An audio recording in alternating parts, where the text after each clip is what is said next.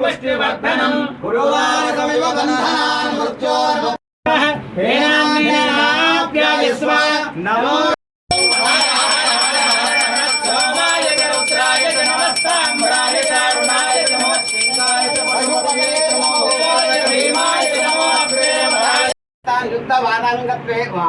युद्धवादावरणगत्वेन राजमुखे सर्वत्र दिग्विजयता सिद्ध्यर्थं भारतदेश त्रिविध दलाल संक्षेम सिद्ध्यर्थं सोमेश्वर स्वामी देवता अन्योन्य ब्राह्मण सहायेन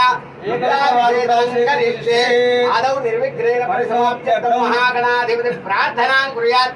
ओम गणानां त्वा गणपतिं हवामहे कविं कवीनामुपमश्रवस्तवं ज्येष्ठराजं ब्रह्मणां ब्रह्मणस्पद आनशृण्वन्नोतिभिस्सेदसादरं महागणाधिपतये नमः। नमः शिवाभ्यां नवयौवनाभ्यां परस्पराश्रितमङ्गलाभ्यां नरेन्द्रकन्यां जगन्नाभ्यां नमो नमः शंकर पार्वतीभ्यां नमः शिवाभ्यां नवयौवनाभ्यां परस्पराश्रितमबुद्धराभ्यां नगेंद्र कन्या वृषकेतनाभ्यां नमो नमः शंकर पार्वतीभ्यां।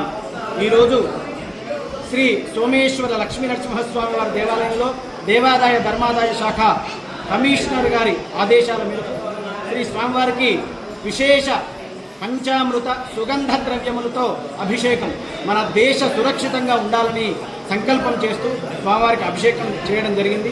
అదేవిధంగా మనకున్నటువంటి ఈ వాతావరణంలో మొన్న జరిగినటువంటి పహల్గాములో 28 మంది జరిగిపోయినటువంటి సందర్భంలో వాళ్ళ కుటుంబాలకంతా కూడా శాంతి చేకూరాలని ఈ విధంగా ఉన్నటువంటి సందర్భంలో దీన్ని దృష్టిలో పెట్టుకొని ఆపరేషన్ సింధూర్ అనేటువంటి క్రమంలో మనం చాలా విజయోత్సవ దుందుబి మోగిస్తూ ఈ పాకిస్తాన్ వైపు చేసేటువంటి సందర్భంలో 140 కోట్ల మంది సంకల్పం త్రివిధ దళాలకు మనవంతుగా వాళ్ళకి వెన్నుముఖంగా ఉండి మనకు ఆరోగ్యంగా ఆ త్రివిధ దళాలంతా కూడా విజయోత్సవంగా వారిని మట్టుబెట్టాలని స్వామివారికి అభిషేకం చేయడం జరిగింది। ఇదే విధంగా మన భారతదేశం వైపు ఏ దేశమైనా ఈ విధంగా చూసినట్టయితే వాళ్ళకు కూడా ఇదే విధంగా గతి పడుతుంది।